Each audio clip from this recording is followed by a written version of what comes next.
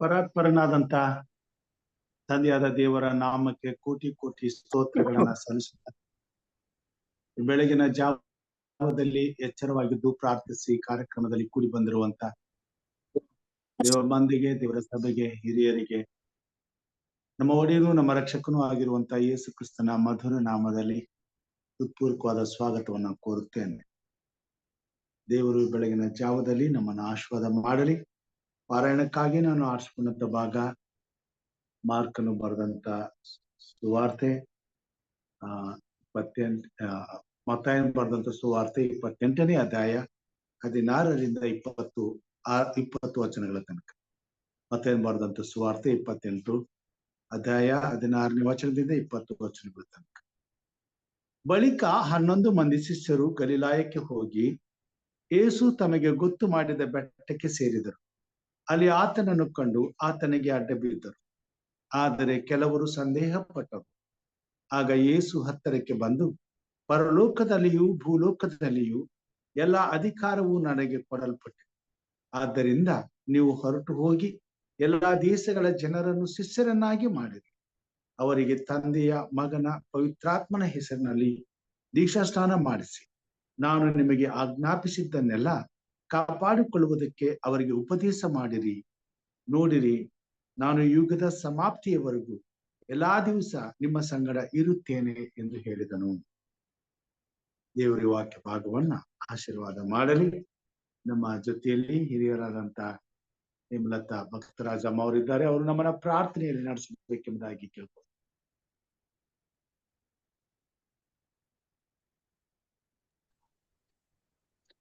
ಕೃಪಾ ಸಂಪೂರ್ಣ ಸ್ವಾಮಿ, ಪ್ರಾರ್ಥನೆ ಮಾಡೋಣ. ಕೃಪಾ ಸಂಪೂರ್ಣನಾಥ ಸ್ವಾಮಿ, ನಿನ್ನ ಕೃಪಾ ಸನ್ನಿಧಿಗೆ ನಮ್ಮನ್ನ ಕರೆತಂದಿದ್ದೆ. ನಿನಗೆ ಸ್ತೋತ್ರ, ಕೃತಜ್ಞತೆಗಳಪ್ಪ. ಜೀವಿತರ ಸಂಖ್ಯೆಯಲ್ಲಿ ಉಳಿಸಿ ನಿನ್ನನ್ನು ಆರಾಧಿಸ್ಲಿಕ್ಕೆ ಒಂದು ಅವಕಾಶ ಮಾಡಿಕೊಟ್ಟಿದ್ದಕ್ಕಾಗಿ ಸ್ತೋತ್ರಪ್ಪ ಸ್ವಾಮಿ. ಅಪ್ಪ ತಂದೆಯಾದ ದೇವರೇ, ಈ ದಿವಸದಲ್ಲಿ ನಮ್ಮ ಕೆಲಸಗಳನ್ನ ಆರಂಭಿಸುವ ಮುನ್ನ ನಿನ್ನಿಂದ ನಾವು ಚೈತನ್ಯವನ್ನ ಪಡೆದು ಸ್ವಾಮಿ ಎಲ್ಲ ಶೋಧನೆಗಳಿಂದ ಬಿಡುಗಡೆ ಹೊಂದಲಿಕ್ಕೆ ಬೇಕಾದಂತ ಶಕ್ತಿಯನ್ನ ನೀಡುವ ಆತನು ನೀನು ಎಂಬುದಾಗಿ ಅರ್ಥವರಾಗಿ ಸ್ವಾಮಿ ನಿನ್ನ ಪಾದ ಸನ್ನಿಧಿಗೆ ಬಂದಿದ್ದೇವೆ ಸ್ವಾಮಿ. ನಮ್ಮನ್ನ ಕರುಣಿಸು ಸ್ವಾಮಿ, ನಿನ್ನ ಹಾದಿಯಲ್ಲಿ ನಮ್ಮನ್ನ ನಡೆಸು ಸ್ವಾಮಿ. ಈ ದಿನದ ಮನ್ನವನ್ನ ನೀನು ನಮ್ಗೆ ಯಾವ ರೀತಿಯಲ್ಲಿ ಉಣಬಡಿಸುತ್ತೀಯೋ ಸ್ವಾಮಿ, ಈ ಒಂದು ಪ್ರಾರ್ಥನೆಯ ಮೂಲಕ ಸ್ವಾಮಿ ನಮ್ಮನ್ನ ಕರುಣಿಸಿ ನಮಗೆ ನಿನ್ನ ಆತ್ಮನ ಬಲ ಕೊಟ್ಟು ನಡೆಸಪ್ಪ ಸ್ವಾಮಿ. ಈ ಕಾರ್ಯಕ್ರಮದಲ್ಲಿ ಸ್ವಾಮಿ ಹೆಚ್ಚು ಹೆಚ್ಚು ಜನರು ಪಾಲ್ಗಾರರಾಗ್ಲಿಕ್ಕೆ ನಿನ್ನ ಕೃಪಾಶೀರ್ವಾದ ನೀಡಪ್ಪ ಸ್ವಾಮಿ. ನಿನ್ನ ವಾಕ್ಯವನ್ನ ಹಂಚಲಿಕ್ಕೆ ಆಯೋಜಿಸಿದಂತ ಪ್ರಿಯ ಮಗನನ್ನು ಕೂಡ ನೀನು ಆಶೀರ್ವದಿಸಬೇಕು. ಮಗನಿಗೆ ಸಮಾಧಾನದ ವಾತಾವರಣ ಕೊಡು ಸ್ವಾಮಿ, ನಿನ್ನ ಆತ್ಮನ ಬಲ ಕೊಡು ಸ್ವಾಮಿ. ಅದೇ ರೀತಿಯಲ್ಲಿ ನಿನ್ನ ವಾಕ್ಯವನ್ನು ಹಂಚುವಂತ ಪ್ರಿಯ ಮಗನನ್ನ ಸ್ವಾಮಿ ನಿನ್ನ ಪಾದ ಸನ್ನಿಧಿಗೆ ಒಪ್ಪಿಸ್ಕೊಡ್ತೇನೆ. ಆ ಮಗನ ಬಾಯಿಂದ ಬರುವಂತ ವಾಕ್ಯಗಳು ನಮ್ಮನ್ನ ದೃಢಪಡಿಸಿ ಧೈರ್ಯಗೊಳಿಸಿ ಸ್ವಾಮಿ, ದಿನದ ಕಾರ್ಯಗಳಲ್ಲಿ ಚೈತನ್ಯಗೊಳ್ಳುವ ಶಕ್ತಿಯನ್ನು ನಮ್ಮೆಲ್ಲರಿಗೆ ನೀನು ದಯಪಾಲಿಸಿಕೊಡುವ ಸ್ವಾಮಿ. ತಂದೆಯಾದ ದೇವರೇ, ಹಾಗೆ ಆ ಮಗನ ಕೊಡುವಂತ ವಾಕ್ಯಗಳು ಸ್ವಾಮಿ ಅನೇಕರ ಕಿವಿಯನ್ನು ಮುಟ್ಟುವ ಹಾಗೆ ಸ್ವಾಮಿ, ಹೃದಯಗಳನ್ನು ಮುಟ್ಟುವ ಹಾಗೆ, ಆತ್ಮಗಳನ್ನ ನಿನ್ನೆಡೆಗೆ ಸೇರಿಸು ಸ್ವಾಮಿ. ನಿನ್ನಿಂದ ಅಸಾಧ್ಯವಾದದ್ದು ಯಾವುದೂ ಇಲ್ಲ ಸ್ವಾಮಿ. ನಿನ್ನ ಕೃಪೆಗನುಸಾರವಾಗಿ ನೀನು ನಡೆಸಪ್ಪ ಈ ಕಾರ್ಯಕ್ರಮದಲ್ಲಿ ಸ್ವಾಮಿ. ಎಲ್ಲಿ 2-3 ನನ್ನ ಹೆಸರಿನಲ್ಲಿ ಕೂಡಿ ಬರ್ತಾರ, ಅವ್ರ ನಡುವೆ ನಾನಿದ್ದೇನೆಂದು ವಾಗ್ದಾನ ಮಾಡಿದ ತಂದೆ, ಈ ಒಂದು ಕೂಟದಲ್ಲಿ ನೀನು ಯಜಮಾನನಾಗಿದ್ದು ಎಲ್ಲ ಕಾರ್ಯಕ್ರಮಗಳನ್ನ ಯಶಸ್ವಿಯಾಗಿ ನಡೆಸಿ ನೀನು ಮಹಿಮೆ ಹೊಂದಬೇಕಾಗಿ ನಿನ್ನ ಪರಿಶುದ್ಧ ನಾಮದಲ್ಲಿ ಅತ್ಯಂತ ವಿನಯದಿಂದ ಬೇಡ್ತೇನಪ್ಪ ತಂದೆ. ಆಮೇನ್. ಪ್ರಾರ್ಥನೆಗಾಗಿ ಹಿರಿಯರಾದಂತ ಹೇಮಲತಾ ಅಮ್ಮ ಅವರಿಗೆ ನಾನು ವಂದನೆಗಳನ್ನ ಸಲ್ಲಿಸ್ತೇನೆ. ದೇವರು ನಿಮ್ಮನ್ನ ಅತ್ಯಂತವಾಗಿ ಆಶೀರ್ವಾದ ಮಾಡಲಿ. ಒಂದು ಕೀರ್ತನೆಯನ್ನ ನಾವು ಹಾಡ್ಲಿಕ್ಕೆ ಹೋಗೋಣ. 267ನೇ ಕೀರ್ತನೆ. ಸಭಾ ಸಂಗೀತಗಳಲ್ಲಿ ನಾ ಕ್ರಿಸ್ತನ ಸೈನ್ಯದೊಳು ಸೇರಿವೆ, ನಾ ದೇವರ ಆಯುಧ ಧರಿಸಿವೆ. ಈ ಹಾಡನ್ನ ನಾವು ಮ್ಯೂಟ್ ಮಾಡಿ ಹಾಡಿಕೊಳ್ಳೋಣ. ನಾ ಕ್ರಿಸ್ತನ ಸೈನ್ಯದೊಳು ಸೇರುವೆ, ನಾ ದೇವರ ಆಯುಧ ಧರಿಸುವೆ, ನಾ ಸೈತಾನ್ ಸಂಗಡ ಹೋರಾಡುವೆ, ಯೇಸು ನನ್ನ ಜಯವು. ಮುಂದೆ ಮುಂದೆ ಸಾಗುವೆ ಯುದ್ಧದು, ಧೈರ್ಯದಿಂದ ಸಾಗಿ ನಂಬಿಕೆಯು, ಶ್ರೇಷ್ಠ ಹೋರಾಟವನ ಮಾಡುವೆ, ಯೇಸು ನನ್ನ ಬಲವು. ನಾ ಸತ್ಯದ ನಡು ಕಟ್ಟುವೆ, ನಾ ನೀತಿಯ ಕವಚವ ಧರಿಸುವೆ, ಸಿದ್ಧ ಮನಸ್ಸೆಂಬ ಕೆರವ ಮೆಟ್ಟುವೆ, ಯೇಸು ನನ್ನ ಸುವಾರ್ತೆ. ಮುಂದೆ ಮುಂದೆ ಸಾಗುವೆ ಯುದ್ಧದೋ, ಧೈರ್ಯದಿಂದ ಸಾಗಿ ನಂಬಿಕೆಯೋ, ಶ್ರೇಷ್ಠ ಹೋರಾಟವನ ಮಾಡುವೆ, ಯೇಸು ನನ್ನ ಬಲವು. ನಾ ನಂಬಿಕೆ ಗುರಾಣಿ ಹಿಡಿಯುವೆ, ನಾ ರಕ್ಷಣೆ ಶಿರಸ್ತ್ರಾಣ ಧರಿಸುವೆ, ದೈವ ವಾಕ್ಯದ ಕತ್ತಿಯ ಹಿಡಿಯುವೆ, ಯೇಸು ನನ್ನ ರಕ್ಷಕ. ಮುಂದೆ ಮುಂದೆ ಸಾಗುವೆ ಈ ಯುಗದೋ, ಧೈರ್ಯದಿಂದ ಸಾಗಿ ನಂಬಿಕೆಯೋ, ಶ್ರೇಷ್ಠ ಹೋರಾಟವ ನಾ ಮಾಡುವೆ, ಯೇಸು ನನ್ನ ಬಲವು. ದೇವರ ನಾಮಕ್ಕೆ ಮಹಿಮೆಯಾಗಲಿ. ಈ ಸಮಯದಲ್ಲಿ, ಈ ಬೆಳಗಿನ ಜಾವದಲ್ಲಿ ನಮಗೆ ದೇವರ ಸಂದೇಶವನ್ನ ತರಲು ನಮ್ಮ ಜೊತೆಯಲ್ಲಿ ನಮ್ಮ ಯುವ ಬೋಧಕರು ರಾಯಚೂರಿಂದ ಶ್ರೀಯುತ ಡೇವಿಡ್ ಅವರು ನಮ್ಮ ಜೊತೆಯಲ್ಲಿದ್ದಾರೆ. ದೇವರು ಅವರನ್ನ ತನ್ನ ಆತ್ಮನ ಬಲದಿಂದ ಅಭಿಷೇಕಿಸಿ ತನ್ನ ಮಹಿಮೆಗಾಗಿ ಈ ಕಾರ್ಯಕ್ರಮದಲ್ಲಿ ಉಪಯೋಗಿಸಿಕೊಳ್ಳಲಿ ಎಂಬುದಾಗಿ ಪ್ರಾರ್ಥಿಸುತ್ತಾ ಈ ಸಮಯವನ್ನ ಸಹೋದರ ಬೋಧಕರಾದಂತ ಡೇವಿಡ್ ಅವರಿಗೆ ನಾನು ಒಪ್ಪಿಸಿಕೊಡ್ತೇನೆ. ಪ್ರಿಯ ಸಹೋದರ, ಈ ಸಮಯದಲ್ಲಿ ದೇವರ ವಾಕ್ಯಗಳನ್ನ ಹಂಚುವುದಕ್ಕೆ ಪೂರ್ವಕವಾಗಿ ನಿಮ್ಮನ್ನ ಸ್ವಾಗತಿಸುತ್ತೇನೆ.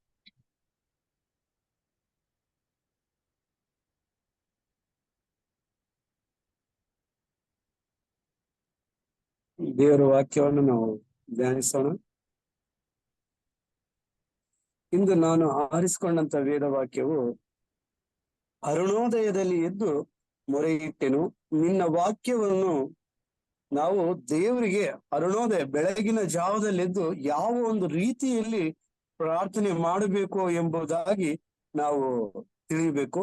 ಮತ್ತು ಅದೇ ರೀತಿಯಾಗಿ ನಾವು ಪ್ರಾರ್ಥನೆ ಮಾಡಿದರೆ ದೇವರು ನಮಗೆ ಸದುತ್ತರವನ್ನು ದಯಪಾಲಿಸ್ತಾನ ಅಥವಾ ಇಲ್ಲ, ಅಥವಾ ಯಾರ್ಯಾರ ಜೀವನದಲ್ಲಿ ಅದ್ಭುತ ಕಾರ್ಯಗಳನ್ನು ಮಾಡಿದ್ದಾನೆ, ದೇವರಿಗೆ ವಿಧೇಯರಾಗಿದ್ದಾಗ ನಮ್ಮ ಜೀವನದಲ್ಲಿ ಎಂಥ ಅದ್ಭುತ ಕಾರ್ಯಗಳನ್ನು ಆತನು ಮಾಡುವಂತವನಾಗಿದ್ದಾನೆ ಎಂಬುದಾಗಿ ಇವತ್ತಿನ ದಿನದಲ್ಲಿ ನಾವು ತಿಳಿದುಕೊಳ್ಳೋಣ. ಅರುಣೋದಯದಲ್ಲಿ ಎದ್ದು ಮೊರೆಯಿಟ್ಟೆನು, ನಿನ್ನ ವಾಕ್ಯವನ್ನು ನಿರೀಕ್ಷಿಸಿಕೊಂಡಿದ್ದೇನೆ ಎಂಬುದಾಗಿ ದೇವರ ವಾಕ್ಯವನ್ನು ಆಶೀರ್ವದಿಸಲಿ. ಸಣ್ಣದಾಗಿ ಪ್ರಾರ್ಥನೆ ಮಾಡಿಕೊಳ್ಳೋಣ. ಮಹಾಕೃಪೆಯುಳ್ಳ ನಮ್ಮ ತಂದೆಯೇ, ಪ್ರೀತಿ ಸ್ವರೂಪನಾದ ನಮ್ಮ ದೇವರೇ, ಕರುಣಾನಿಧಿಯೇ, ಕರುಣಿಸು ನಮ್ಮನ್ನು ಸ್ವಾಮಿ. ನೀವು ಸ್ವಾಮಿ ನಮ್ಮ ಹೃದಯಗಳನ್ನು ಬಲ್ಲಂತ ದೇವರು, ನಮ್ಮ ಆಲೋಚನೆಗಳನ್ನು ತಿಳಿದುಕೊಂಡಂತ ದೇವರು ಸ್ವಾಮಿ. ನಾವು ಸ್ವಾಮಿ ಬಾಯಿ ಮಾತಿನಿಂದ ನಿಮ್ಮನ್ನು ಸ್ತುತಿಸಲಾರದೆ ಕರ್ತನೆ, ಹೃದಯದ ಅಂತರಾಳದಿಂದ ನಿಮ್ಮನ್ನು ಕೊಂಡಾಡುವ ಮಕ್ಕಳಾಗಿ ಕರ್ತನೆ ನಮ್ಮನ್ನು ಬಲಪಡಿಸು. ಈಗ ಸ್ವಾಮಿ, ನಾವು ನಿಮಗೆ ವಿರೋಧವಾಗಿ ತಪ್ಪು ಮಾಡಿದಂತ ಪಕ್ಷದಲ್ಲಿ ನಮ್ಮನ್ನು ಮನ್ನಿಸಿ ಕರ್ತನೆ, ನಮ್ಮ ಒಂದು ಪ್ರಾರ್ಥನೆಯನ್ನು ಕೇಳು. ಈಗ ಸ್ವಾಮಿ, ನನ್ನನ್ನು ವಾಕ್ಯ ಹೇಳಲಿಕ್ಕೆ ನೀವು ಆರಿಸಿಕೊಂಡಿರುವಾಗ ನನ್ನನ್ನು ಮುಟ್ಟಿ ನಿಮ್ಮ ಪರಿಶುದ್ಧ ಆತ್ಮದಿಂದ ತುಂಬಿಸಿ ಕರ್ತನೆ, ನಿಮ್ಮ ವಾಕ್ಯ ಹೇಳಲು ಕರ್ತನೆ ನನ್ನನ್ನು ನೀವೇ ಬಲಪಡಿಸ್ತಾ ಬರಬೇಕೆಂದು ಯೇಸು ಕ್ರಿಸ್ತನ ಪರಿಶುದ್ಧ ರಕ್ತದಲ್ಲಿ ಪ್ರಾರ್ಥನೆ ಬೇಡಿಕೊಳ್ಳುತ್ತೇನೆ ನಮ್ಮ ತಂದೆಯೇ, ಆಮೇನ್. ಸರಿ, ಇವತ್ತಿನ ದಿನದಲ್ಲಿ ನಾನು ಆರಿಸಿಕೊಂಡಂತ ವೇದವಾಕ್ಯವು ದೇವರಿಗೆ ವಿಧೇಯರಾಗಿ ಜೀವಿಸುವುದು. ದೇವರಿಗೆ ವಿಧೇಯರಾಗಿ ಜೀವಿಸುವುದು. ವಿಧೇಯರಾಗಿದ್ದಂತ ಪಕ್ಷದಲ್ಲಿ ನಮ್ಮ ಜೀವನದಲ್ಲಿ ಎಂತ ಅದ್ಭುತ ಕಾರ್ಯಗಳು ನಡೆಯುವಂತದ್ದಾಗಿದೆ ಎಂಬುದಾಗಿ. ನಾವು ಯಾವಾಗ್ಲೂ ದೇವರಿಗೆ ವಿಧೇಯರಾಗಿ ಜೀವಿಸಿದ್ದೇವೆ ಎಂಬುದಾಗಿ ಹೇಳಿಕೊಳ್ಳೋದಲ್ಲ, ನಾವು ಜೀವಿಸಿದ್ರೆ ಎಂತ ಅದ್ಭುತ ಕಾರ್ಯಗಳು ದೇವರು ನಮ್ಮ ಜೀವನದಲ್ಲಿ ಮಾಡುವಂತವನಾಗಿದ್ದಾನೆ. ಆ ಅದ್ಭುತ ಕಾರ್ಯಗಳು ನಮ್ಮ ಜೀವನದಲ್ಲಿ ನಡೀತಾ ಇದೆನಾ ಇಲ್ಲ ಎಂಬುದಾಗಿ ದೇವರ ವಾಕ್ಯದ ಮುಖಾಂತರ ಇಂದು ನಾವು ತಿಳಿದುಕೊಳ್ಳೋಣ. ಕೀರ್ತನೆ 119ನೇ ಅಧ್ಯಾಯ 147ನೇ ವಚನ. 119ನೇ ಅಧ್ಯಾಯ 147ನೇ ವಚನ. ಅರುಣೋದಯದಲ್ಲಿ ಎದ್ದು ಮೊರೆ ಇಟ್ಟೆನು, ನಿನ್ನ ವಾಕ್ಯವನ್ನು ನಿರೀಕ್ಷಿಸಿಕೊಂಡಿದ್ದೇನೆ. ഇരുಳಿನ ಒಂದೊಂದು ಜಾವವನ್ನು ಮುಂಗೋಡ ನಿನ್ನ ನುಡಿಯನ್ನು ಧ್ಯಾನಿಸುತ್ತೇನೆ. ಯೆಹೋವನೇ, ನಿನ್ನ ಕೃಪೆಗೆ ತಕ್ಕಂತೆ ನನ್ನ ಮೊರೆಯನ್ನು ಕೇಳು. ನಾವು ನೋಡ್ತೀವಿ, ನಾವು ಬೆಳಗಿನ ಜಾವದಲ್ಲಿ ಎದ್ದು ದೇವರ ಕೃಪೆಗೆ ತಕ್ಕಂತೆ ನಾವೇನ್ ಮಾಡ್ಬೇಕು? ಪ್ರಾರ್ಥನೆ ಮಾಡ್ಬೇಕು. ದೇವರ ಕೃಪೆಗೆ ತಕ್ಕಂತೆ, ನಮ್ಮ ಆಲೋಚನೆಗೆ ತಕ್ಕಂತೆ ಅಲ್ಲ, ದೇವರ ಕೃಪೆಗೆ, ದೇವರ ವಾಕ್ಯಗಳಿಗೆ, ದೇವರ ಒಂದು ಆಜ್ಞೆಗಳಿಗೆ ತಕ್ಕಂತೆ ಬೆಳಗಿನ ಜಾವದಲ್ಲಿ ಎದ್ದು ಆತನಿಗೆ ನಾವು ಮೊರೆ ಇಡಬೇಕು. ನಾವು ನಿನ್ನ ಕೃಪೆಗೆ ತಕ್ಕಂತೆ ನನ್ನ ಪ್ರಾರ್ಥನೆಯನ್ನು ಕೇಳು ಸ್ವಾಮಿ ಎಂಬುದಾಗಿ ನಾವು ಆತನನ್ನು ಕೇಳಬೇಕು. ನಿನ್ನ ವಿಧಿಗೆ ಅನುಸಾರವಾಗಿ ನನ್ನನ್ನು ಚೈತನ್ಯಗೊಳಿಸು. ನಾವು ದೇವರ ವಿಧಿಗೆ ಅನುಸಾರವಾಗಿ ನನ್ನನ್ನು ಚೈತನ್ಯಗೊಳಿಸು ಸ್ವಾಮಿ, ನಾನು ನಿನ್ನ ಕೃಪೆಗೆ ತಕ್ಕಂತೆ ನನ್ನ ಮೊರೆಯನ್ನು ಕೇಳು ಎಂಬುದಾಗಿ ದೇವರಲ್ಲಿ ಪ್ರಾರ್ಥನೆ ಮಾಡಬೇಕು. ನಾವು ದೇವರಿಗೆ ಅವಿಧೇಯರಾಗಿ ಜೀವಿಸೋದಲ್ಲ, ಆತನಿಗೆ ವಿಧೇಯರಾಗಿ ಜೀವಿಸಬೇಕು. ಇದು ನಾವು ನೋಡುವಾಗ ನಾವು ಪ್ರತಿಯೊಂದು ವಿಷಯದಲ್ಲಿ ಕೂಡ ದೇವರಿಗೆ ವಿಧೇಯರಾಗಿರ್ಬೇಕು, ದೇವರ ಕೃತಜ್ಞತೆ ಆಗಿರ್ಬೇಕು. ನಾವು ಅನೇಕ ಭಕ್ತಾದಿಗಳಿದ್ದಾರೆ ಸತ್ಯವೇದದಲ್ಲಿ ದೇವರಿಗೆ ವಿಧೇಯರಾಗಿ ಜೀವಿಸ್ತಾರೆ. ಆದ್ರೆ ಇಂದು ನಾವು ಒಬ್ಬರನ್ನು ತೆಗೆದುಕೊಂಡು ಅವರ ಜೀವಮಾನದಲ್ಲಿ ಎಷ್ಟು ಸಮಸ್ಯೆಗಳು, ಎಷ್ಟು ಕಷ್ಟಗಳು ಬಂದರೂ ಕೂಡ ಎಂತ ವಿಧೇಯತ್ವವನ್ನು ಜೀವಿಸಿದ್ರು ಎಂಬುದಾಗಿ ನಾವು ತಿಳಿದುಕೊಳ್ಳೋಣ ಅವರ ಜೀವನ ಬಗ್ಗೆ. ಇಲ್ಲಿ ನಾವು ನೋಡ್ತೀವಿ, ಆದಿಕಾಂಡ 39ನೇ ಅಧ್ಯಾಯಕ್ಕೆ ಬಂದಾಗ ಇಲ್ಲಿ ಯೋಸೇಫನ ಜೀವನ ಚರಿತ್ರೆಯನ್ನು ನಾವು ನೋಡ್ತೀವಿ. ಯೋಸೇಫನ ಜೀವನ ಚರಿತ್ರೆಯನ್ನು ನಾವು ನೋಡಿದಾಗ ಆತನು ಐಗುಪ್ತ ದೇಶಕ್ಕೆ ಬಾಲಿಸರಾಗಿ ಹೋದ್ನು ಕೂಡ ಎಂದೂ ಕೂಡ ದೇವರಿಗೆ ಅವಿಧೇಯನಾಗಿ ಕೆಲಸ ಮಾಡ್ಲಿಲ್ಲ. ಆತನು ಬಾಲಿಸನಾಗಿ ಹೋದ್ರು ಕೂಡ ದೇವರಿಗೆ ಅವಿಧೇಯನಾಗಿ ಎಂದೂ ಕೆಲಸ ಮಾಡ್ಲಿಲ್ಲ. ನಾವು ನೋಡ್ತೀವಿ, ಆತನು ಬಾನಿಸ್ನಾಗ ತಗೊಂಡೋದ್ಮೇಲೆ ಆತನನ್ನು ಸೆರೆಮನೆಯಲ್ಲಿ ಹಾಕಿದ್ರು ಕೂಡ ಆತನು ಎಲ್ಲಾ ವಿಷಯದಲ್ಲಿ, ತನ್ನ ಜೀವಮಾನದಲ್ಲಿ ಎಲ್ಲಾ ವಿಷಯದಲ್ಲಿ ಕೂಡ ದೇವರಿಗೆ ವಿಧೇಯನಾಗಿ ಜೀವಿಸ್ತಿದ್ರು. ನಾವು ಮನುಷ್ಯರಾಗಿ ನಾವು ಸ್ವಲ್ಪ ಕಷ್ಟ ಬಂದ ತಕ್ಷಣ ನಾವೇನ್ ಮಾಡ್ತೀವಿ ಅಂದ್ರೆ, ದೇವ್ರು ನೋಡ್ತಾ ಇದ್ದಾನ ಇಲ್ಲಪ್ಪ ನಮ್ ಜೀವನವನ್ನು, ದೇವ್ರು ಯಾಕಪ್ಪ ನಮ್ ಜೀವನ ನಮ್ ಕಡೆ ತಿರುಗ್ತಾ ಇಲ್ಲ, ಯಾಕಪ್ಪ ಮಾಡ್ತಾ ಇಲ್ಲ ಎಂಬುದಾಗಿ ನಾವು ಅನೇಕರು ಆಲೋಚನೆ ಮಾಡ್ತೀವಿ. ಆದ್ರೆ ಯೋಸೇಫನ ಜೀವನ ಚರಿತ್ರೆಯನ್ನು ನಾವು ನೋಡಿದಾಗ ಎಷ್ಟು ಬಾನಿಸತ್ವದಲ್ಲಿದ್ರು ಕೂಡ, ಸೆರೆಮನೆಯಲ್ಲಿದ್ರು ಕೂಡ, ಪ್ರತಿ ಒಂದು ಜಾಗದಲ್ಲಿದ್ರು ಕೂಡ ಆ ಒಂದು ಪೋತೀಫರನ ಹೆಂಡತಿ ನಾವು ನೋಡ್ತೀವಿ. ಇಲ್ಲಿ 9ನೇ ವಚನವನ್ನು ನಾವು ನೋಡೋಣ. 39ನೇ ಅಧ್ಯಾಯ 9ನೇ ವಚನವನ್ನು ನೋಡುವಾಗ, ಈ ಮನೆಯಲ್ಲಿ ಅವನು ನನಗಿಂತ ದೊಡ್ಡವನಲ್ಲ, ನೀನು ಅವನ ಧರ್ಮಪತ್ನಿಯಾದ್ದರಿಂದ ನಿನ್ನನ್ನು ಮಾತ್ರ ನನಗೆ ಮಾಡಲಿಲ್ಲ. ಹೀಗಿರುವಲ್ಲಿ ನಾನು ಇಂಥ ಮಹಾದೃಷ್ಟವನ್ನು ನಡೆಸಿ ದೇವರಿಗೆ ವಿರೋಧವಾಗಿ ಹೇಗೆ ಪಾಪ ಮಾಡಲಿ? ನೋಡ್ರಿ, ಅವನು ಎಲ್ಲಿದ್ದಾನ? ಐಗುಪ್ತ ದೇಶದಲ್ಲಿದ್ದಾನ.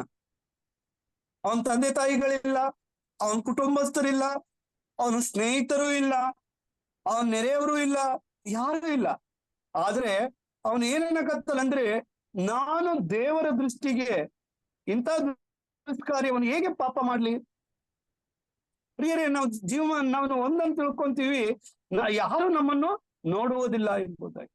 ಆದ್ರೆ ಯೋಸೇಫನು ಎಲ್ಲಿದ್ರೂ ಕೂಡ ತಾನು ದೇವರಿಗೆ ವಿರೋಧವಾಗಿ, ದೇವರ ದೃಷ್ಟಿ ಅಂದ್ರೆ ನಾವು ಪ್ರತಿ ಒಂದು ವಿಷಯವನ್ನು ಕೂಡ ದೇವರು ನಮ್ಮನ್ನು ನೋಡುತ್ತಾ ಇದ್ದಾನೆ. ನಮ್ಮ ಜೀವನವನ್ನು ಸಂಪೂರ್ಣವಾಗಿ ಆತ ನೋಡುತ್ತಾ ಇದ್ದಾನೆ. ಈತನು ಹೇಳುತ್ತಿದ್ದಾನೆ ಏನಂತೇಳಿ, ನಾನು ಇಂಥ ದುಷ್ಕೃತ್ಯವನ್ನು ದೇವರಿಗೆ ವಿರೋಧವಾಗಿ ಹೆಂಗೆ ಪಾಪ ಮಾಡ್ಲಿ? ನಮ್ಮ ಜೀವನದಲ್ಲಿ ಕೂಡ ನಾವು ಒಂದನ್ನು ತಿಳಿದುಕೊಳ್ಬೇಕು. ನಾವು ಮನುಷ್ಯರಾಗಿರುವಂತ ನಾವು, ಯಾರು ನಮ್ಮನ್ನು ನೋಡ್ತಾರೆ, ಯಾರು ನಮ್ಮನ್ನು ನೋಡಲ್ಲ. ನಾವು ಬೇರೆ ಪ್ರಾಂತದಲ್ಲಿ ಇದ್ದೀವಿ, ನಾವು ಬೇರೆ ಕಡೆ ಇದ್ದೀವಿ, ಯಾರು ನಮ್ಮನ್ನು ನೋಡಲ್ಲ ಎಂಬುದಾಗಿ ಅನೇಕ ಸಂದರ್ಭಗಳಲ್ಲಿ ನಾವು ಏನ್ ಮಾಡ್ತೀವಿ, ತಪ್ಪುಗಳನ್ನು ಮಾಡುವಂತವರಾಗಿರ್ತೀವಿ. ಆದ್ರೆ ಯೋಸೇಫನು ಕೂಡ ಒಬ್ಬ ಮನುಷ್ಯನೇ, ಯೋಸೇಫನು ಕೂಡ ತಾನು ಕೂಡ ಮನುಷ್ಯನೇ. ಆದ್ರೆ ಎಂತ ಜೀವನವನ್ನು ಜೀವಿಸಿದ ಆತನು ಹೇಳುವಂತ ಈ ಮಾತು ತುಂಬಾ ಚೆನ್ನಾಗಿದೆ. ದೇವರ ದೃಷ್ಟಿಗೆ ವಿರೋಧವಾಗಿ ಹೇಗೆ ಪಾಪ ಮಾಡಲಿ ಎಂಬುದಾಗಿ. ಬೇರೆ ಒಂದು ಮಾತ್ರ ಸತ್ಯ, ದೇವರ ದೃಷ್ಟಿಗೆ ವಿರೋಧವಾಗಿ ಹೆಂಗ್ ಪಾಪ ಮಾಡಲಿ ಎಂಬುದಾಗಿ ಈ ಮಾತು ನಮ್ಮ ಹೃದಯಗಳಲ್ಲಿ ಇಟ್ಟುಕೊಂಡಾಗ ನಾವು ಕೂಡ ದೇವರ ದೃಷ್ಟಿಗೆ ತಪ್ಪು ಮಾಡೋದಿಲ್ಲ, ದೇವರಿಗೆ ವಿರೋಧವಾಗಿ ಪಾಪ ಮಾಡೋದಿಲ್ಲ, ದೇವರ ವಿರೋಧವಾಗಿ ಇನ್ನೊಬ್ರಿಗೆ ಅನ್ಯಾಯ ಮಾಡೋದಿಲ್ಲ, ದೇವರ ವಿರೋಧವಾಗಿ ಇನ್ನೊಬ್ಬರನ್ನು ನಮ್ಮ ಹೃದಯದಲ್ಲಿ ಬೈಕೊಳ್ಳೋದಿಲ್ಲ, ದೇವರ ವಿರೋಧವಾಗಿ ಇನ್ನೊಬ್ಬರನ್ನು ನಾವು ನಿಂದಿಸುವುದಿಲ್ಲ. ಪ್ರತಿಯೊಂದನ್ನು ನೋಡ್ರಿ ಪ್ರಿಯರೇ, ಯೇಸು ಕ್ರಿಸ್ತನು ನಮ್ಮಲ್ಲಿ ಇರುವುದಾದರೆ, ಆತನ ಆಜ್ಞೆಗಳು ನಮ್ಮ ಹೃದಯದಲ್ಲಿ ಇಟ್ಕೊಳ್ತಾದ್ರೆ ನಾವು ಎಂತ ತಪ್ಪುಗಳನ್ನು ಮಾಡೋದಿಲ್ಲ. ಈ ಯೋಸೇಫನು ಪ್ರಿಯರೇ, ನಾವು ಇದನ್ನು ಚೆನ್ನಾಗಿ ಗಮನಿಸ್ಬೇಕು. ಈ ಯೋಸೇಫನ ಕಾಲದಲ್ಲಿ 10 ಆಜ್ಞೆಗಳು ಕೂಡ ಬಂದಿಲ್ಲ. ವಿಮೋಚನ ಕಂಡ 20ನೇ ಅಧ್ಯಾಯದಲ್ಲಿ 10 ಆಜ್ಞೆಗಳು ಬಂದು, ಆದ್ರೆ ಯೋಸೇಫನ ಮನಸ್ಸಾಕ್ಷಿಯ ಕಾಲದಲ್ಲಿ ಕೂಡ ಆತನು ಏನ್ ಮಾಡಿದ್ನು, ದೇವರಿಗೆ ವಿಧೇಯನಾಗಿದ್ದನು, ದೇವರಿಗೆ ವಿಧೇಯನಾಗಿದ್ದನು. ಆತನ ತಂದೆ ಇಲ್ಲ, ತಾಯಿ ಇಲ್ಲ, ಆತನ ಅಣ್ಣ ತಮ್ಮಂದಿರಿಲ್ಲ, ಆತನ ಬಂಧು ಬಳಗವಿಲ್ಲ, ಯಾರು ಇಲ್ಲಂದ್ರೂ ಕೂಡ ಐಗುಪ್ತ ದೇಶದಲ್ಲಿ ಆತನು ರಹಸ್ಯವಾಗಿ ತಪ್ಪು ಮಾಡಿದ್ರು ಕೂಡ ಯಾರಿಗೂ ಗೊತ್ತಾಗ್ತಾ ಇರ್ಲಿಲ್ಲ. ಆದ್ರೆ ಪೋತೀಫರನ ಹೆಂಡತಿ ಕರೆದ್ರು ಕೂಡ ಆತನು ಎಂದೂ ಆತನ ಆ ಒಂದು ದೇವರಿಗೆ ವಿರೋಧವಾಗಿ ನಾನು ಹೇಗೆ ತಪ್ಪು ಮಾಡ್ಲಿ ಎಂಬುದಾಗಿ ತನ್ನ ದೇಹವನ್ನು ಕೆಡಿಸ್ಕೊಳ್ಳಿಲ್ಲ, ತನ್ನ ಆಲೋಚನೆಯನ್ನು ಕೂಡ ಆತನು ಕೆಡಿಸ್ಕೊಂಡಿಲ್ಲ. ಪ್ರಿಯರೇ, ನಾವು ಕೂಡ ಇತರರ ಒಂದು ನಮ್ಮ ಜೀವನದಲ್ಲಿ ಆಗ್ಲಿ ಇತರರ ಜೀವನದಲ್ಲಿ ಆಗ್ಲಿ ನಾವು ಎಂದು ತಪ್ಪು ಮಾಡಕ್ ಹೋಗ್ಬಾರ್ದು. ದೇವರು ನಮ್ಮನ್ನು ನೋಡ್ತಾ ಇದ್ದಾನೆ. ಎಲ್ಲಿಂದ? ಆತನ ಪರಲೋಕದಿಂದ. ಆತನ ಸಿಂಹಾಸನ ಭೂಮಿ ಆತನ ಪಾದಪೀಠವೂ ಆಗಿದೆ. ಪ್ರತಿಯೊಬ್ಬರನ್ನು ದೇವರು ನೋಡ್ತಾ ಇದ್ದಾನೆ, ಪ್ರತಿಯೊಬ್ಬರ ಆಲೋಚನೆಗಳನ್ನು ದೇವರನ್ನು ಕೇಳ್ತಾ ಇದ್ದಾನೆ, ಪ್ರತಿ ಒಂದನ್ನು ಆತನು ಜ್ಞಾಪಿಸ್ಕೊಂತಾ ಇದ್ದಾನೆ. ನಾವು ಎಂತವರಾಗಿದ್ದೇವೆ? ನಾವು ಬೆಳಗಿನ ಜಾವದಲ್ಲಿ ಎದ್ದು ಆತನಿಗಾಗಿ ಪ್ರಾರ್ಥನೆ ಮಾಡ್ತಿದ್ದೇವ? ದೇವರ ಬರೋಣಕ್ಕಾಗಿ ನಾವು ಪ್ರಾರ್ಥನೆ ಮಾಡ್ತಿದ್ದೇವ? ದೇವರ ಸುವಾರ್ತೆ ಸೇವೆಗಾಗಿ ನಾವು ಪ್ರಾರ್ಥನೆ ಮಾಡ್ತಿದ್ದೇವ? ಈ ಲೋಕದ ರಕ್ಷಣೆಗಾಗಿ ನಾವು ಪ್ರಾರ್ಥನೆ ಮಾಡ್ತಿದ್ದೇವೆ? ನಾವು ಎಂತವರಾಗಿದ್ದೇವೆ ಎಂಬುದಾಗಿ ದೇವರು ಖಂಡಿತವಾಗಿಯೂ ನಮ್ಮ ಎಲ್ಲಾ ಒಂದು ಆಲೋಚನೆಗಳನ್ನು, ನಮ್ಮ ಎಲ್ಲಾ ಹೃದಯದ ಆಲೋಚನೆಗಳು ದೇವರಿಗೆ ಗೊತ್ತಿದೆ. ಪ್ರಿಯರೇ, ನಾವು ಹೆಂಗಿದ್ದೇವೆ ಎಂಬುದಾಗಿ ನೋಡ್ರಿ. ಯೋಸೇಫನ ಜೀವನ ತಾನು ಎಷ್ಟೇ ಇದ್ರು ಕೂಡ, ಎಲ್ಲೇ ಇದ್ರು ಕೂಡ ಏನೂ ಮಾಡ್ಲಿಲ್ಲ. ಆದ್ರೆ ಗುಲಾಮನಾಗಿ ಹೋಗಿರುವಂತ ಅವನು ಅದನ್ನ ಏನ್ ಮಾಡ್ದ? ಪ್ರಧಾನ ಮಂತ್ರಿಯಾಗಿ ಅಲ್ಲಿ ಮಾರ್ಪಟ್ನು ಎಂಬುದಾಗಿ ನಾವು ನೋಡ್ತೀವಿ. ನಾವು ಕೂಡ ನಮ್ಮ ಜೀವನದಲ್ಲಿ ಏನೂ ಇರ್ಲಾರ್ದೆ ಇರ್ಬೋದು, ಎಷ್ಟೇ ಸಮಸ್ಯೆಗಳು ಬಂದಿರಬಹುದು, ಆದ್ರೆ ದೇವರಿಗೆ ಅವಿಧೇಯರಾಗಿ ನಾವೆಂದೂ ಕೆಲಸ ಮಾಡ್ಬಾರ್ದು. ನಮ್ಮ ಜೀವನದಲ್ಲಿ ಸಮಸ್ಯೆ, ಕಷ್ಟ, ದುಃಖ, ಸಮಸ್ಯೆಗಳು ಬಂದಾಗ ಕೂಡ ನಾವು ದೇವರಿಗಾಗಿ ನಿಲ್ಲಬೇಕು. ಯೋಸೇಫನು ಐಗುಪ್ತ ದೇಶದಲ್ಲಿ ಇದ್ದಾಗ ಕೂಡ ತನ್ನ ಜೀವನದಲ್ಲಿ ದೇವರ ದೃಷ್ಟಿಗೆ ವಿರೋಧವಾಗಿ ಆತನ ಎಂದೂ ತಪ್ಪು ಮಾಡ್ಲಿಲ್ಲ. ಆತನನ್ನು ಅಲ್ಲಿ ನಾವು ನೋಡ್ತೀವಿ, ಮಂತ್ರಿಯಾಗಿ ಮಾರ್ಪಟ್ನು ಎಂಬುದಾಗಿ. ಇಡೀ ಎಲ್ಲ ಐಗುಪ್ತ ದೇಶದ ಎಲ್ಲಾ ರಾಜ್ಯಭಾರವನ್ನು ಯೋಸೇಫನಿಗೆ ಒಪ್ಪಿಸಿದ್ರು ಎಂಬುದಾಗಿ. ಆತನು ಫಲ ಕೊಡುವ ಮರದ ರೀತಿಯಲ್ಲಿ ಆತನು ಫಲಿಸಿದ್ನು ಎಂಬುದಾಗಿ. ಪ್ರಿಯರೇ, ನಾವು ಕೂಡ ದೇವರಿಗೆ ಫಲ ಕೊಡುವ ಮರದ ರೀತಿಯಲ್ಲಿ ನಾವಿರ್ಬೇಕು. ದೇವರಿಗಾಗಿ ನಾವು ಫಲ ಕೊಡಬೇಕು, ದೇವರಿಗಾಗಿ ಪ್ರಾರ್ಥನೆ ಮಾಡ್ಬೇಕು.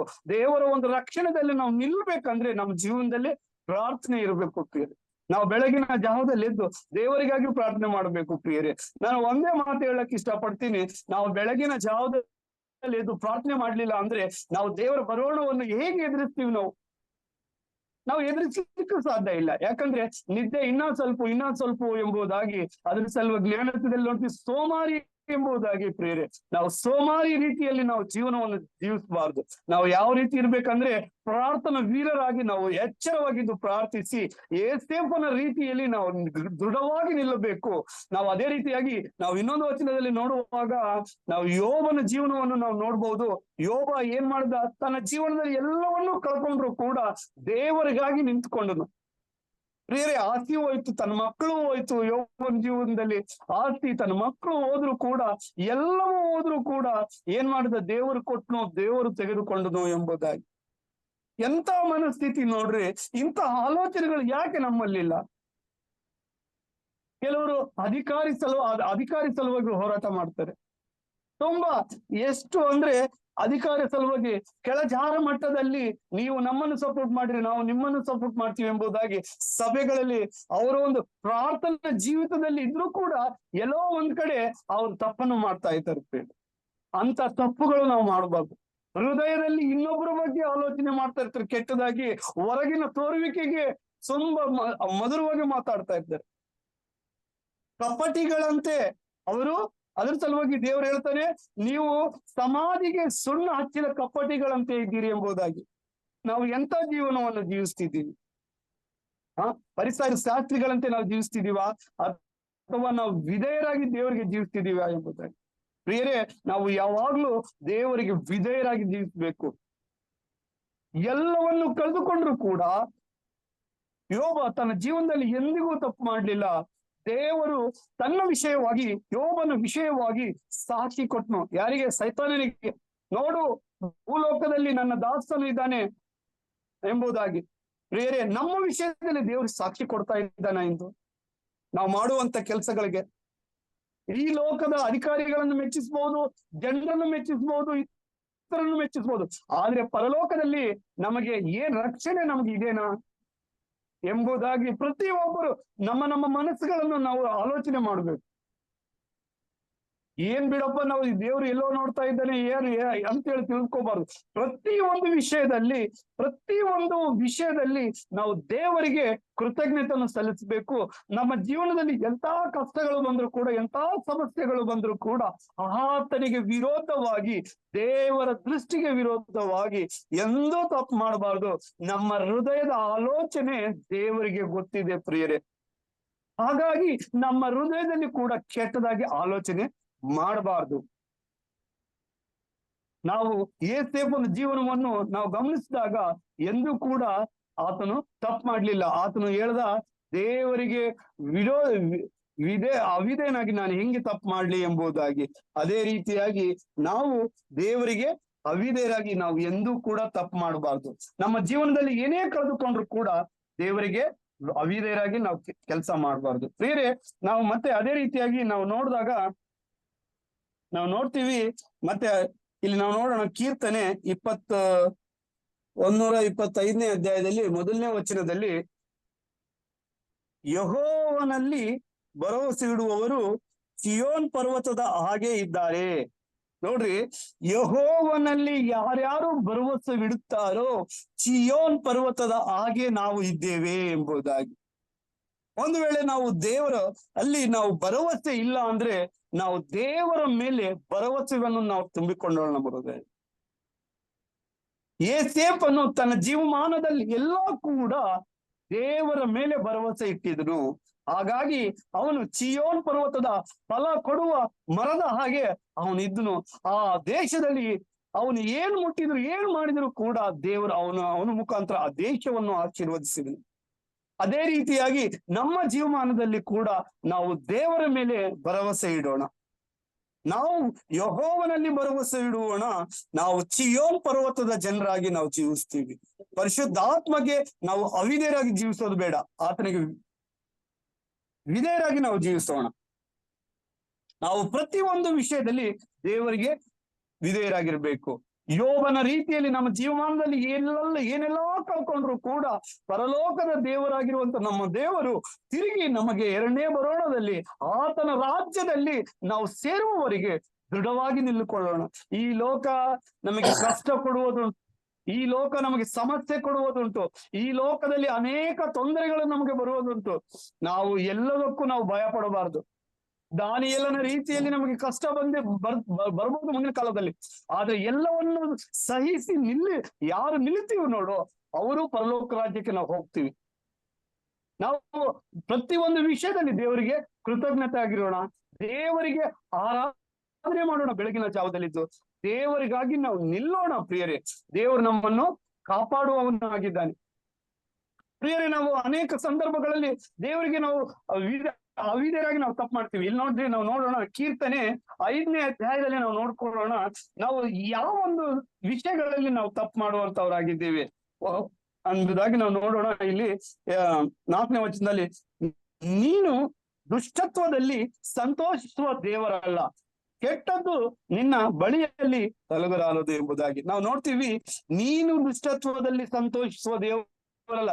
ನಮ್ಮ ದೇವರು ದುಷ್ಟತ್ವದಲ್ಲಿ ಸಂತೋಷಿಸುವ ದೇವರಲ್ಲ. ಯಾವಾಗ್ಲೂ ನಮ್ಮ ಆಲೋಚನೆಗಳಲ್ಲಿ ಇನ್ನೊಬ್ಬರ ಬಗ್ಗೆ ನಾವು ಕೆಟ್ಟದಾಗ ಆಲೋಚನೆ ಮಾಡೋದಾಗ್ಲಿ, ಮನಸ್ಸಿನಲ್ಲಿ ಇನ್ನೊಬ್ಬರ ಬಗ್ಗೆ ಕೆಟ್ಟದಾಗ ಆಲೋಚನೆ ಮಾಡೋದಾಗ್ಲಿ, ಇನ್ನೊಬ್ಬರ ವಿಷಯದಲ್ಲಿ ನಾವು ಯಾವ ರೀತಿ ಇರೋದಾಗ್ಲಿ ಎಂಬುದಾಗಿ ನಾವು ತಿಳ್ಕೋಬೇಕು. ಸ್ಟೆಫೇನನನ್ನು ತನ್ನ ಕೊಲ್ಲೆಸೆದು ಕೊಂದ್ರು ಕೂಡ ಇವ್ರು ಏನ್ ಮಾಡ್ತಿದ್ದಾರೆ ಇವ್ರು ಗೊತ್ತಿಲ್ಲ ಎಂಬುದಾಗಿ ಹೇಳಿದ್ನು. ಪ್ರತಿ ಒಂದು ವಿಷಯದಲ್ಲಿ ಕೂಡ ನಾವು ದೇವರಿಗೆ ಕೃತಜ್ಞತರಾಗಿರ್ಬೇಕು.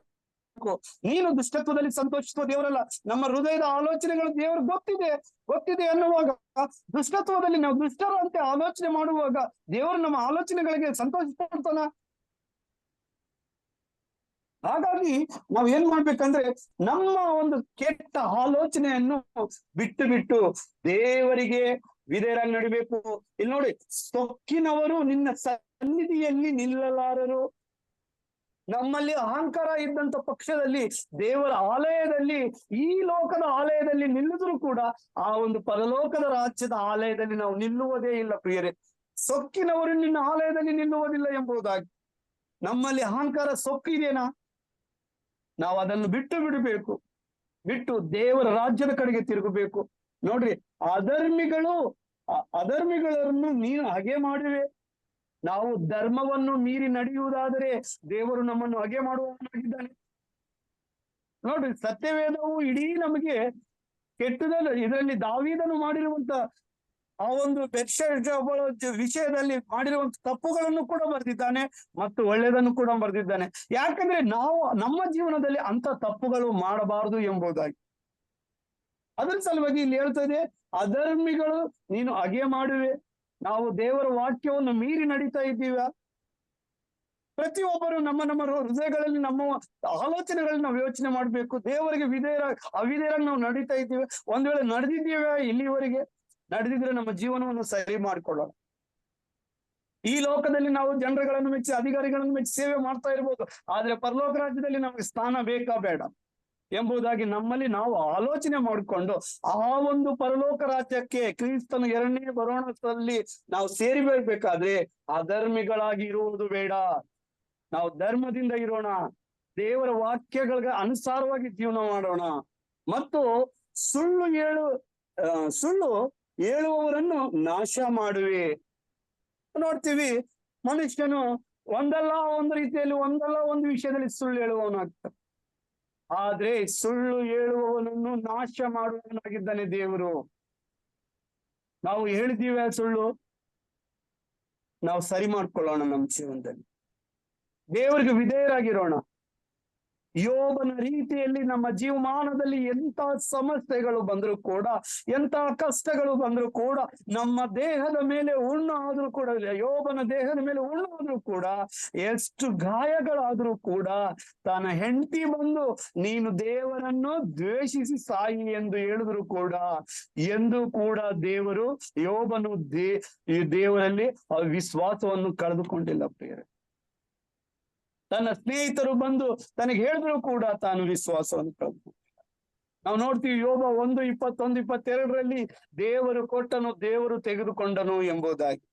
ನಾವು ಅಂತ ಮಕ್ಕಳಾಗಿರ್ಬೇಕು. ಅಂತವರಾಗಿ ನಾವು ಜೀವನವನ್ನು ಮಾಡ್ತೀವಿ.